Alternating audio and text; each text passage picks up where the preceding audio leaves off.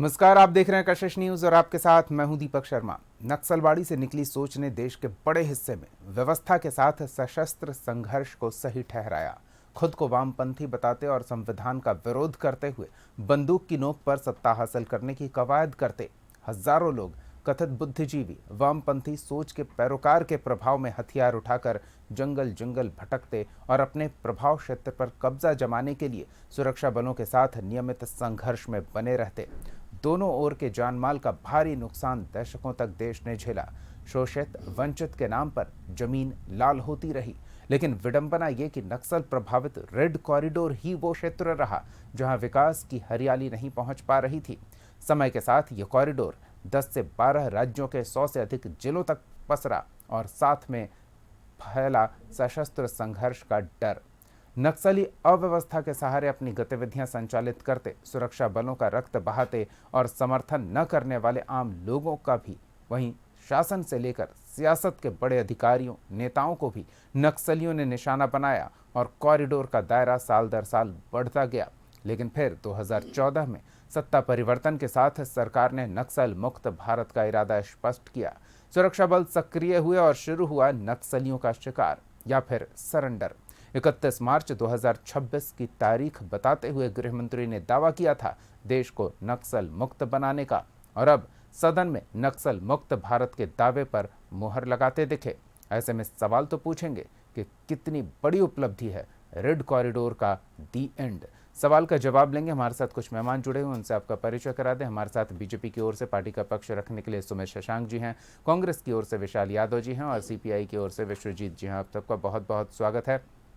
सबसे पहले तो सुमित जी, नक्सल मुक्त भारत की डेडलाइन खत्म हो रही है।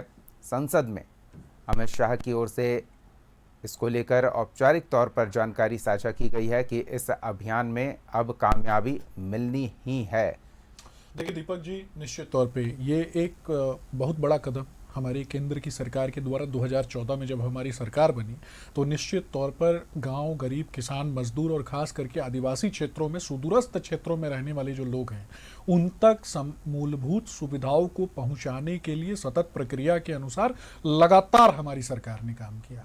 हमारी केंद्र की सरकार ने जंगल और जंगल पर आधारित लोगों के जीवन यापन में गुणवत्तापूर्ण सुधार करने के लिए लगातार प्रयास किया और उसके लिए लगातार जमीन पर उतरकर उसके उन प्लानिंग्स के एग्जीक्यूशन को स्वयं प्रधानमंत्री नरेंद्र मोदी जी और आदरणीय गृह मंत्री अमित शाह जी ने लगातार देखने का काम किया। पहले कांग्रेस का वो काल आप देखिए कि किस तरीके से यूपीए की सरकार थी और आदिवासी क्षेत्रों में हजारों बच्चे मूलभूत सुविधाओं के कारण, दवाइयों के अभाव में उनकी मृत्यु हो जाया करती थी। छत्तीसगढ़ की बात करें, मध्य प्रदेश की बात करें, आज भील, भिलाला, बैगा, भूरिया जनजातियों के लोगों को समाज की मुख्य धारा से जोड़ करके और मध्य प्रदेश लोक सेवा आयोग के तहत आप फॉरेस्ट सर्विसेज में देखिए कि किस तरीके से हमने उन बच्चों को निपुण करके अधिकारी बनाने का काम किया। छत्तीसगढ़ लोक सेवा आयोग में उन्हीं बच्चों को जोड़ने का काम किया और आज वो जंगल की रक्षा कर रहे हैं। अर्बन नक्सलिज्म इस देश के लिए सबसे बड़ा खतरा है। मैं बार बार कहूंगा, अर्बन नक्सलिज्म इस देश के लिए सबसे बड़ा खतरा। और दिल्ली में बैठ करके, एक बेसमेंट में बैठ करके किस तरीके से भारत को डिसमेंटल करने के लिए जो ताकतें काम कर रही थी, चाहे झारखंड में वो ताकतें काम कर रही हो या फिर छत्तीसगढ़ और मध्य प्रदेश में वैसी ताकतें जो हैं वो भारत को समाप्त करने के लिए लगातार लगी हुई थी, उसको रोकने का काम भारतीय जनता पार्टी की सरकार ने किया और आम जनता को यह विश्वास दिलाया कि भारत की सरकार भारत के लोगों के लिए है। भारतीय जनता पार्टी का लक्ष्य अंत्योदय है। अंतिम पायदान पे बैठा हुआ व्यक्ति, दलित, आदिवासी, पिछड़ा, रिक्शा चलाने वाला व्यक्ति, ठेला चलाने वाला व्यक्ति, उसके बच्चों के आंखों के सपने और उनको जीवंत करने की लड़ाई, यह भारतीय जनता पार्टी ने लड़ने का काम किया और आज नक्सलिज्म मुक्त भारत की दिशा में हम आगे बढ़ रहे हैं। और निश्चित तौर पर जो आम जनता इस बात को जान चुकी है कि भारत को डिसमेंटल करने के लिए यूरोपियन ताकतें किस तरीके से, आप देखेंगे कि एक छोटा सा ट्वीट मैं बताना चाहूंगा कि नाटो के गुंटूर फिलिंगर ने एक ट्वीट किया और ट्वीट में बताया कि भारत में विपक्ष को मदद करना पड़ेगा। किस लिए? तो तो यूरोपियन एस्टैब्लिशमेंट को भारत में करने के लिए और भारत में के राज्यों को अलग अलग करने के लिए, यहां तक कि भारत के राज्यों का अलग अलग झंडा दिखाया गया। ये वो कौन होते हैं भारत को डिसमेंटल करने की बात करने वाले? ये खालिस्तान बनाने वाले ये लोग कौन होते हैं? तो ये खालिस्तान की बात करते हैं, भारत को तोड़ने की बात करते हैं। कभी किसानों के नाम पर झूठा आंदोलन करके भारत को विभाजित करने की बात करते हैं। तो मुझे लगता है कि ऐसे लोगों को करारा जवाब देने का काम हमारे नेता आदरणीय अमित शाह जी ने दिया और आदरणीय प्रधानमंत्री नरेंद्र मोदी जी ने दिया, भारतीय जनता पार्टी की सरकार ने दिया। आज गांव गांव में किसानों के पास और आदिवासियों के पास नौकरी है। उनके बच्चे जो हैं, उन बच्चों को कहीं ना कहीं आप देखेंगे कि कुपोषण की दर से बाहर निकालने का काम हमने किया। उनके हाथ में कलम देने का काम किया। गांव गांव में जाकर के जीआई टैग प्रदान करके वहां की चीजों को एक तरीके से उचित मूल्य प्रदान करवाने का काम हमने किया। झाबुआ की बात करें या फिर आप दंतेवाड़ा की बात करें या फिर अन्य प्रदेशों की बात करें, शहडोल की बात करें, इन सभी क्षेत्रों पे लगातार काम करने का हमने काम किया। और आज जनता जान चुकी है कि इस देश को आगे बढ़ाने का काम वसुधैव कुटुंबकम की बात और सर्वे संतु निरामया की बात कौन कर रहा है? प्रधानमंत्री नरेंद्र मोदी जी और भारतीय जनता पार्टी। तो मुझे लगता है जो लोग नक्सलिज्म को सपोर्ट करते हैं वो कहीं ना कहीं देश के दुश्मन हैं और ऐसी विभाजनकारी शक्तियों से देश की जनता जो है वो सजग और सचेत है। चलिए विशाल जी, संसद में अमित शाह ने स्पष्ट तौर पर कहा कि कांग्रेस के नेताओं ने इस सोच को प्रेरित किया, इसे पोषित किया और फिर ये भस्मासुर बन गया और राज्य के एक बड़े हिस्से को, एक बड़े भूभाग को, एक बड़ी आबादी को रक्त रंजित करता रहा। आरोपी कांग्रेस पार्टी है, कांग्रेस पार्टी की पूर्ववर्ती सरकारें हैं। क्या कहेंगे? देखिए दीपक जी, सच से आप मुंह मोड़ सकते लेकिन सच्चाई आपका पीछा नहीं छोड़ेगा। या आप अपने पार्टी के बारे में मैं बता रहा हूं, सुन लीजिए। बस्तर में जब नक्सलवाद प्रभावित बना तो उस समय भाजपा की सरकार थी। आदरणीय रमन सिंह जी वहां के मुख्यमंत्री थे। रमन सिंह जी ने यूपीए की सरकार को दो बार लेटर लिखकर ये कहा कि हमें नक्सल प्रभावित इलाकों से बचाने का काम किया। तब यूपीए की सरकार आदरणीय मनमोहन सिंह जी ने केएस पिंग को वहां का सुरक्षा सलाहकार बनाकर भेजा। तब रमन सिंह जी ने ये कहा और ये सुरक्षा सलाहकार ने खुद कबूला कि आदरणीय मुख्यमंत्री जी की तरफ से ये कहा गया कि तनख्वाह लो और मौज करो। ये वहां के मुख्यमंत्री कहते हैं। और आप सोच सकते हैं कौन लोग नक्सल प्रभावित लोगों को बचाने का काम कर रहे थे और कौन लोग केवल नक्सल प्रभावित के लिए जो पैसा आता था केंद्र सरकार की तरफ से उसका बंदरबाट करना चाहते थे। कौन लोग वो लोग थे? आदरणीय गृह मंत्री जी सदन में हमारे सरकार भूपेश बघेल की सरकार को एक नहीं 4 बार तारीफ किए कि भूपेश बघेल की सरकार नक्सलवाद को खत्म करने के लिए बहुत अच्छा काम करी। ठीक है, आज आप गाल बजा रहे हैं, गाल बजाइए, वो अलग विषय है। अगर नक्सलवाद खत्म हुआ है तो गाल बजाइए। उसमें कहीं ना कहीं कांग्रेस पार्टी का जो महत्वपूर्ण भूमिका थी, आप अगर उसको नजरअंदाज करते तो हम समझते ये बहुत घोर है। आपकी सरकार है, आप कुछ भी बोल दिए, झूठ को सच बोलिए, आपका काम है। लेकिन आपके मुख्यमंत्री ने ये कहा कि तनख्वाह लो और मौज करो और वो लोग भी कहेंगे कि हमने नक्सल को खत्म कर दिया। तो हम समझ सकते, हम कहते हैं कि इससे बेईमान और कुछ नहीं हो सकता है। मतलब आप कह रहे हैं कि अमित शाह ने भूपेश बघेल का नाम किया तो वो झूठ बोल रहे थे, गाल बजा रहे थे। इंदिरा गांधी का नाम लिया तो वो झूठ बोल रहे थे, गाल बजा रहे थे। हमारी सरकार ने केएस गिल को वहां का सुरक्षा सलाहकार बनाया और वहां के मुख्यमंत्री कह रहे हैं कि तुम तनख्वाह लो और कुछ काम मत करो, मौज करो। और वो लोग बोलेंगे कि हमने नक्सलवाद को मुक्त कर दिया। नक्सलवाद की लड़ाई कांग्रेस पार्टी लड़ी और कहीं ना कहीं बस्तर में और पूरे छत्तीसगढ़ में नक्सल प्रभाव से कैसी लड़ाई आप लड़ते रहे थे कि आप लड़ रहे थे और नक्सल का प्रभाव क्षेत्र बढ़ रहा था, उनसे पीड़ित प्रभावित आबादी का दायरा बढ़ रहा था। ये कैसी लड़ाई आप लड़ रहे थे? विभाजित मध्य प्रदेश, जब बस्तर हिस्सा था मध्य प्रदेश का, तब नक्सल प्रभाव मात्र 2-3 जिलों में थे। लेकिन 2000 से 2014 तक 15 साल जब रमन सिंह जी की सरकार रही थी 26-27 जिलों में हो गया। इसका श्रेय किसको जाता है? रमन सिंह सरकार को। नहीं तो वो कहीं ना कहीं एक राज्य क्यों देख रहे हैं?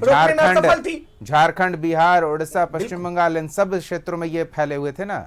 नहीं, बिल्कुल हमारी सरकार यूपीए की सरकार, मनमोहन सिंह की सरकार नक्सल प्रभावित राज्यों को बचाने का और जो केंद्र सरकार से जो पैसा था उसको काम करने का। लेकिन यहाँ की इनकी राज्य की सरकार, आदरणीय रमन सिंह जी मुख्यमंत्री थे, इन्होंने तो बंदरबाट करने का ये काम किया।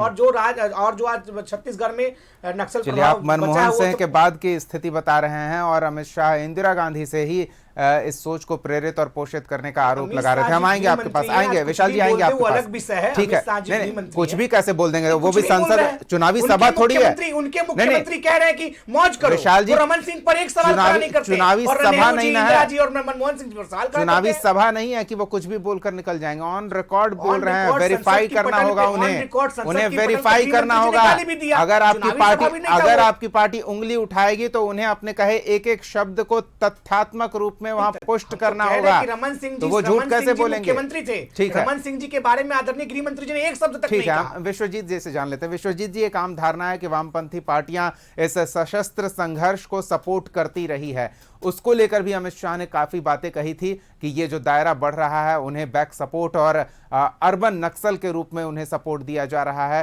राजनीतिक दल उन्हें पूरी तरह से मदद कर रहे हैं। इसको लेकर क्या कहेंगे? अब उनका सफाया हो रहा है तो राजनीतिक दलों का भी आधार घटता जा रहा है। देखिए, सबसे पहले तो हम यह स्पष्ट करें कि हम सब जो हम कम्युनिस्ट पार्टी के कार्यकर्ता हैं, जो कम्युनिस्ट पार्टी नक्सलवाद के तरीके से, उनके रास्ते से हम मतभेद रखते हैं। हम उनके साथ, उनके रास्तों को लेकर के हम सहमत नहीं हैं। हम यह पहले आपको स्पष्ट करें। दूसरी बात, वो हम लोगों पर या अर्बन नक्सल जैसे नए नए टर्मिनोलॉजी को वो लाते हैं, तो वो हमारी विचारधारा से वो डरते हैं। और केवल अमित शाह ही नहीं, आप पिछले दिनों जब लोकसभा का चुनाव था उसके जस्ट पहले प्रधानमंत्री का आप डिबेट सुनेंगे, एक जगह उनका इंटरव्यू में वो साफ कहते हैं कि इनकी ताकत तो बहुत छोटी है लेकिन ये बहुत खतरनाक हैं। ये खतरनाक जो हम लोग को मानते हैं, या अर्बन नक्सल जिसको वो कहते हैं, वो किसको कहते हैं, क्यों कहते हैं? वो इसलिए कहते हैं कि वो सवाल खड़ा करना सिखाता है, वो चीज़ों को, तथ्यों को समझना वो हम सिखाते हैं। इसलिए वो डरते हैं कि वो चाहते हैं कि हम जो कहें वही मानो, हम जो कहें वही सुनो, और हम जो चाहें तुम वही करो। आप अपनी दर्द, अपनी बात नहीं कहें। अगर नक्सलवाद का जहां तक समाप्त होने की बात वो कह रहे हैं, हम उनको बधाई देते हैं, भाई आप नक्सलवाद को समाप्त कर दीजिए, आप बधाई के पात्र होंगे। लेकिन हम पूछना चाहते हैं कि नक्सलवाद पैदा देश में क्यों हुआ? नक्सलवाद की उत्पत्ति का कारण क्या है? तो नक्सलवाद आप देखेंगे गहराई से तो उसका मूल जो कारण है वो भूख में है, वो असमानता में है, वो गैर बराबरी में है। क्या गैर बराबरी हिंदुस्तान से खत्म हो रहा है? क्या भूख खत्म हो रहा है? आप देखेंगे कि गैर बराबरी लगातार बढ़ती जा रही है। अमीर लगातार अमीर होते जा रहे हैं, गरीब लगातार गरीब हो रहे हैं। जो वंचित हैं, जो दलित हैं, जो कमजोर हैं, उन पे अत्याचार लगातार बढ़ रहा है। और जब अत्याचार बढ़ेगा तो हमारी जो लड़ाई है, हमारी लड़ाई लोकतांत्रिक लड़ाई होती है कम्युनिस्ट पार्टियों की। हम उनको गोलबंद करते हैं, उनको सही तरीके से हम लड़ना सिखाते हैं। लेकिन ये जो लोग हैं, जो प्रतिक्रियावादी लोग हैं, वैसे लोगों को सह देते हैं कि हमारी लड़ाई कमजोर हो जाए, हमारी लड़ाई धूमिल हो जाए। चूंकि आप देखेंगे हिंदुस्तान के इतिहास लड़ाई हो तो वोट की चोट करें, बुलेट की चोट करने का विचार न रखें। हम लोग कम्युनिस्ट पार्टियां, हम तो यही लाइन देते रहे। हिंदुस्तान के अंदर में दीपक जी आपने देखा होगा कि सबसे ज्यादा गरीब गुरुओं की लड़ाई, उनकी मजदूरी की लड़ाई, उनके आत्मसम्मान की लड़ाई, उनकी बराबरी की लड़ाई को कम्युनिस्ट पार्टी अपने स्थापना काल से उठाता रहा। और 1952 में हम मुख्य विपक्ष की पार्टी बने, लंबे दौर तक हम मुख्य विपक्ष की पार्टी बने रहे। लेकिन बाद के दिनों में जब हम सरकारीकरण कराना शुरू किए, खादानों का सरकारीकरण, बैंकों का सरकारीकरण, उसके बाद में ही आप देखेंगे कि नक्सलवाद इमर्ज होता है। वो सत्ता पक्ष, शासक पक्ष बल देता है कि कैसे कम्युनिस्ट आंदोलन को धूमिल किया जाए, कमजोर किया जाए। और उसका ये परिणाम होता है कि मजदूर आंदोलन कमजोर होते हैं, किसान आंदोलन कमजोर होते हैं। और जो परिणाम मजदूरों, किसानों को मिलना चाहिए था, जो देश उनका बनना चाहिए था, वो नहीं बन पाता है। चलिए, आपने एक महत्वपूर्ण पहलू का जिक्र किया, अमित शाह ने भी इसको लेकर अपनी बात रखी है। आपने कहा भूख एक बड़ी वजह है, खाई जो असमानता की है वो एक बड़ी वजह है, और व्यवस्था के जो फायदे नहीं मिलते हैं और उसको लेकर जो सवाल उठाए जा रहे हैं वो एक बड़ी वजह बनती है। लेकिन अमित शाह ने कहा कि ये सब वजह नहीं है, ये सब असली वजह को छिपाने का एक जरिया बना वामपंथी विचारधारा के उन लोगों के लिए जो ये मानते हैं कि बंदूक की नोक पर सत्ता हासिल की जाती है। उन्होंने ये स्पष्ट तौर पर कहा है, मैं उन्हें ही कोट कर रहा हूं। तो ये छिपाने का प्रयास है, इन शब्दों को, उन सशस्त्र संघर्ष को छुपाने का प्रयास है। देखिए, वो लगातार इस तरह का, आप जो अभी सरकार है पिछले 10-12 वर्षों से हिंदुस्तान के अंदर में, तो आप देख रहे होंगे किस तरह से वो गुमराह करते हैं, किस तरह से वाजिब चीज़ों को छुपाते हैं और तरह तरह के शब्दों को, बातों को वो ले आते हैं। आप तमाम चीज़ों को देखिए कि क्या वो हुआ है हिंदुस्तान के अंदर में पिछले दिनों। विश्वजीत जी, उसका एक छोटा सा उल्लेख मैं कर दूं। उन नक्सल प्रभावित इलाकों में स्वतंत्रता के बाद पहली बार किसी गांव में बिजली पहुंची, किसी गांव में नल से जल पहुंचा, किसी पंचायत में अस्पताल पहुंची, किसी पंचायत में पंचायत भवन बना, सामुदायिक केंद्र बना। इन सब चीजों का उल्लेख किया गया है और बार बार किया गया है जब भी नक्सल विषय पर चर्चा हुई है। तो ये जो विकास मेरा तो ये सवाल अटकता है नक्सल की नोक पर। हाँ। आजादी पहले मिली कि नक्सलवाद हिंदुस्तान में पहले आया? अरे भैया, जब आजादी पहले मिली तो पहले क्यों नहीं पहुंचा बिजली, क्यों नहीं पहुंची सड़क, क्यों नहीं पहुंचा स्कूल, क्यों नहीं पहुंचा अस्पताल? हम तो यही पूछ रहे हैं कि, और आप बताइए कि केवल स्कूल और अस्पताल पहुंचाने की ही बात नहीं, हमारे गरीब गुरबों के मान सम्मान की बात, उनके साथ न्याय और सम्मान की बात। अभी भी बहुत देश में अभी भी ऐसे गांव हैं, इससे बड़ा उनका और क्या सम्मान होगा कि पहली बार वो वोट, यही मैं कहने जा रहा था। देखिए, आपके शब्द और मेरे शब्द मिल गए। मैं यही कहने जा रहा था कि पहली बार उन्होंने लोकसभा के चुनाव में या अपने स्थानीय विधानसभा चुनाव के में वोट किया है। ये एक चौंकाने वाली बात है और ये दर्शा रहा है, और इसका श्रेय अमित शाह अपनी पीठ थपथपा कर ले रहे हैं कि हमने वो व्यवस्था दी है। लोगों का व्यवस्था के प्रति भरोसा बढ़ा है और अव्यवस्था जो नक्सली सोच को सपोर्ट करती है उसे लोगों ने अस्वीकार किया है, उसे लोगों ने नकार दिया है। इस कारण रेड कॉरिडोर को बंद करने में सरकार को ज्यादा सहूलियत हो रही है। विशाल जी, ये सवाल आपके लिए भी होगा, आपकी पार्टी के लिए भी होगा, जो विश्वजीत जी उठा रहे हैं कि स्वतंत्रता के बाद इतना लंबा समय क्यों व्यर्थ गया कि अब अमित शाह और नरेंद्र मोदी की सरकार छोटी छोटी चीजों के लिए, कि एक गांव में बल्ब जला उसके लिए अपनी पीठ संसद में खड़े होकर थपथपा सकते हैं। क्यों कांग्रेस ने उन्हें यह अवसर दिया? क्यों कांग्रेस ने इन चीजों को नहीं पूरा किया और नक्सली विचारधारा को पनपने के लिए उपजाऊ, उर्वरक, अभावग्रस्त इलाकों की जमीन दी? देखिए दीपक जी, कांग्रेस की सरकार, आदरणीय भूपेश बघेल की सरकार ने छत्तीसगढ़ के सुदूर, बस्तर के सुदूर इलाकों में कैंप लगाकर नक्सलियों को खत्म करने का काम किया। और जो लोग गाल बजा रहे, पीठ थपथपा रहे, उनकी पुरानी आदत है पीठ थपथपाने का। थपथपाने दीजिए। एक राज्य की पूरी कांग्रेस पार्टी साफ हो जाती है और आप उपलब्धि गिना रहे हैं। बता रहा हूं, सुनिए। नक्सलियों को खत्म करने के लिए कैंप लगाया गया। बस्तर ब्रदर्स के नाम से, बस्तर फाइटर्स के नाम पे हम लोगों ने वहां के लोगों का सुरक्षा देने का काम किया। अब जो लोग गाल बजाए अलग विषय, लेकिन बस्तर की जनता, छत्तीसगढ़ की जनता, अमित शाह ने यह भी कहा कि एक इलाके में लोग कैंप बनाते हैं, अपनी टीम बनाते हैं और उस टीम को हथियार के साथ नक्सलियों के विरुद्ध खड़ा करते हैं और उसके खिलाफ आप कोर्ट पहुंच जाते हैं। रमन सिंह जी की सरकार में उस इलाकों में पुलिस के जवान जाने नहीं जा पाते थे, और भूपेश बघेल जी की सरकार में उस इलाकों में आप रमन सिंह और भूपेश बघेल कह रहे हैं और वो इंदिरा गांधी और राजीव गांधी कह रहे हैं। नक्सलियों को खत्म करने वाला सरकार कांग्रेस की है कि भाजपा की है? अब गाल बजाना अमित शाह जी का काम है, बजाएं, अच्छी बात है, हम उनको बधाई देते हैं। नहीं, आप बधाई, चलिए सुमित जी, बधाई स्वीकार करेंगे इस बात को लेकर, या फिर कुछ और बातें हैं जिन पर आप चाहते हैं कि जनता उन्हें बधाई दे जो सत्ता के केंद्र में है? दीपक जी, बड़ा ही दुर्भाग्यपूर्ण है कि ये लोग अपनी कमियों पे नहीं देखते हैं। अपने दीपक समा चिराग में आग नहीं है पर जलते हैं। अंधियारे की बाती सूरज से सुलगाने चलते हैं। जब देश के इंडस्ट्रियल डेवलपमेंट की बात हो, गांव गरीब किसान मजदूरों के उत्थान की बात हो, और जब पीछे जाकर के इनके पंचवर्षीय योजनाओं की चर्चा हो, तो गरीबी हटाओ, गरीबी हटाओ, गरीबी हटाओ। लेकिन इन लोगों ने क्या किया? हर साल इन लोगों ने गरीबों को महामारियों से मरने के लिए छोड़ दिया। इन दोनों दलों के लोगों ने कभी भी उस पर इन लोगों ने कोई चर्चा नहीं की। एक कैमरा नहीं जाता था। जब बस्तर में, जब मध्य प्रदेश में, शहडोल में, इन क्षेत्रों में, चाहे वो भील भिलाला बैगा भूरिया जनजातियों के लोग मर रहे थे, उनके बच्चे भोजन के अभाव में मर रहे थे, तब ये नहीं जाते थे। ये उनके बच्चे जब दवाई के अभाव में मर रहे थे तब नहीं जाते थे।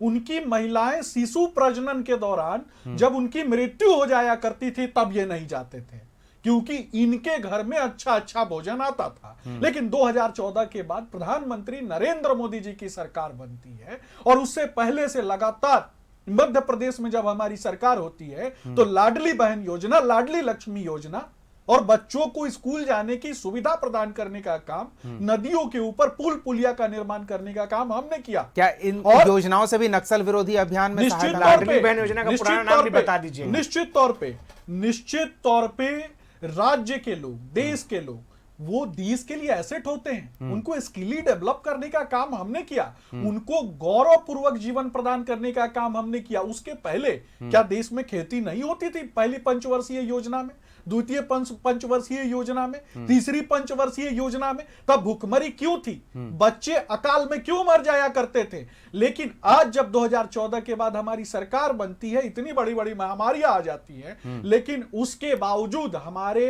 अनाज के भंडार 2 गुना अनाज, जो कि पूरे साल में यानी 2 साल तक देश का प्रत्येक व्यक्ति अगर भोजन करता रहे, उससे ज्यादा अनाज हमारे यहाँ उपजता है और उसको 80 करोड़ जनता तक पहुंचाने का काम हम करते हैं, तो उसका विरोध कौन करता है? ये भी बता दे कांग्रेस के लोग, चाहे सीपीआई-एमएल के लोग, ये बताना चाहिए ना। चलिए, तो भूख एक बड़ी वजह जिसका उल्लेख विश्वजीत जी ने किया, उसका समाधान भी आपने किया। मुझे समय दिया जाए, मुझे समय उसे जोड़ लीजिए ना। पश्चिम बंगाल में 6000 से ज्यादा इंडस्ट्रीज बंद हो गई, 20,000 से ज्यादा लघु एवं कुटीर उद्योग बंद हो गए, इनका मुंह नहीं खुला। लेकिन जब इनको अर्बन नक्सली कहा जाता है, तो इनको बताना चाहिए ना कि सोनिया गांधी जी की सुपर कैबिनेट में कौन से लोग थे? कौन से लोग थे? जय अंद्रेश जैसे लोग और मेघा पाटेकर जैसे लोग, जो बैठ करके देश के मंत्रियों को, यहां तक कि मनमोहन सिंह को गाइड करते थे कि तुम ये करो, तुम वो करो, और मनमोहन सिंह को भी काम नहीं सलाहकार समिति में कोई व्यक्ति है तो सोनिया गांधी की सलाहकार समिति भारत उनके समय में उनके लोग नहीं होते थे मंत्री। सोनिया गांधी जी के सलाहकार परिषद के लोग भारत सरकार के मंत्री नहीं थे, और उन्हीं लोगों के कारण, एक परिवार के कारण और ये अर्बन नक्सलिज्म के कारण, एक मेंटालिटी के कारण भारत को विभाजित करने के लिए ये 7 सिस्टर्स को अलग करके देखना चाहते हैं। ये पंजाब को खलिस्तान, नहीं तो वैसे लोग सलाखों के पीछे सड़ रहे हैं ना। बिल्कुल, विश्वजीत जी आप ही के पास आ रहे हैं। विश्वजीत जी आप अपनी बात रख लीजिए और साथ में ये भी जोड़ दीजिए। ठीक है, सुमित जी बात आ गई ना, समस्या ठीक है। हम जरा विश्वजीत जी की भी बात सुन लें और साथ में हम चाहेंगे कि विश्वजीत जी आप ये भी जोड़ लें कि जो तरीका अपनाया गया है, या तो आप समझौता करें, हथियार डालें तो आपसे बातचीत होगी, नहीं तो हथियार का जवाब हथियार से दिया जाएगा। ये तरीका कारगर हो रहा है, ये सरकार मान रही है, कितना सही है, ये आपसे जानना चाहेंगे। देखिए, जहाँ तक हमें लगता है कि जिस तरह की सरकार की जो कार्रवाइयाँ हो रही हैं, ये बहुत अलोकतांत्रिक कार्रवाइयाँ हो रही हैं, बहुत दमनात्मक कार्रवाइयाँ हो रही हैं। वो पीठ ठपठपाएं कि हम भाई वो बुलेट का जवाब बुलेट से दे रहे हैं, जिस रूप में वो आ रहे हैं हम उस रूप में देख रहे हैं, लेकिन बहुत सारे निर्दोष नौजवान लोग मारे जा रहे हैं, बहुत सारे निर्दोष लोग मारे जा रहे हैं। आपको हमने पिछले दिनों जो देखा है, वो लाखों लोगों को छत्तीसगढ़ से निकाल करके दूसरे राज्यों में भेजा गया। ऐसा हाल है, उनको अपने जल जंगल जमीन से उनको लगातार अलग किया गया है। अडानी अंबानी को जमीनों को सौंपा जा रहा है बंदूक के बल पर। अभी सुना जाए महोदय, सुन लीजिए साथी, सुन लीजिए। तो ये है, और लगातार, अरे भाई बिहार में 1 रुपए में जमीन आपने दे दिया, छत्तीसगढ़ में आपने पूरा का पूरा वो खदान जो है, जो संपदा से भरा हुआ प्रदेश है, उसको आप दे रहे हैं, अपने मित्रों को दे रहे हैं केवल। अरे भाई वहां के लाखों जनता के बारे में सोचिए, वहां के लाखों मूल निवासियों के बारे में सोचिए, वहां के आदिवासियों के बारे में सोचिए, जो हजारों हजार वर्ष से वहां हैं। नहीं पता है, 5 आदिवासी समाज का ठीक नाम है, बता नहीं, दीजिए। और जो बात कहना चाहते ठीक है, बात अपनी जगह आप लोगों की सही है, लेकिन सबसे बड़ी बात यह है, आपको तो पता ठीक है सुमित जी समय अभाव है, हाँ जल्दी से सुमित जी हो गया, सुमित जी डालने वाला हो गया, रक्षा करने के लिए जाता है और सेना में जाकर के देश के लिए लड़ता है। नहीं, इनका कहना है वैसे ही हथियार उठा करके आप देश में लोकतांत्रिक नहीं है तो चैनल पे तो लोकतांत्रिक बनिए। ठीक है, लगातार आप ही नहीं बोलिए, बोलने दीजिए। हो गया सुमित जी हो गया, सुमित जी बोलने दीजिए। देश में भी लोकतांत्रिक, एक बार सुनिए ना, एक बार सुनिए ना, समय अभाव है, समय अभाव है, लोकतांत्रिक व्यवहार दूसरे लोगों को नहीं बोलने दिया जाएगा, सुमित जी दूसरे लोगों को नहीं सुनने दिया जाएगा। ये है बीजेपी, ये है आरएसएस, केवल वो बोलेंगे, वो कहेंगे, उसको सुनिए, जनता की बात को नहीं सुनिए। चलिए ठीक है, जनता की बात हो रही है और जनता की बात यह है, घोर अलोकतांत्रिक, घोर जन विरोधी, जनता विरोधी। चलिए विश्वजीत जी आ गए, हो गया, समय अभाव हो गया। बहुत बहुत धन्यवाद, बहुत बहुत धन्यवाद सुमित शशांक जी, विश्वजीत जी और विशाल यादव जी, बहुत बहुत। नहीं हो गया सुमित जी, समय खत्म हो गया।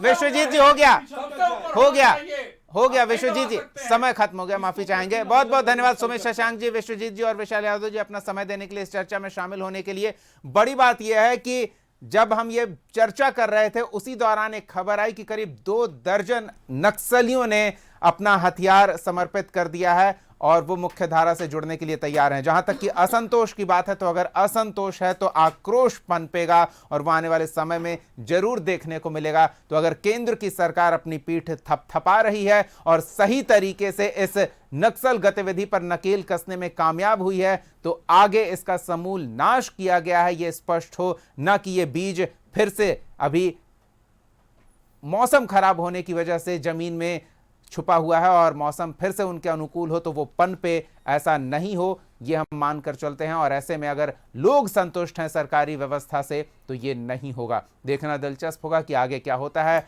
रेड कॉरिडोर अब हरा भरा और खुशनुमा एहसास के साथ, बेहतर संभावनाओं के साथ विकसित किया जा रहा है, इसका भी असर जल्द देखने को मिलेगा। फिलहाल इतना ही। अगले एपिसोड में एक और सवाल के साथ हम फिर मौजूद रहेंगे। तब तक के लिए देखते रहिए कशिश न्यूज़।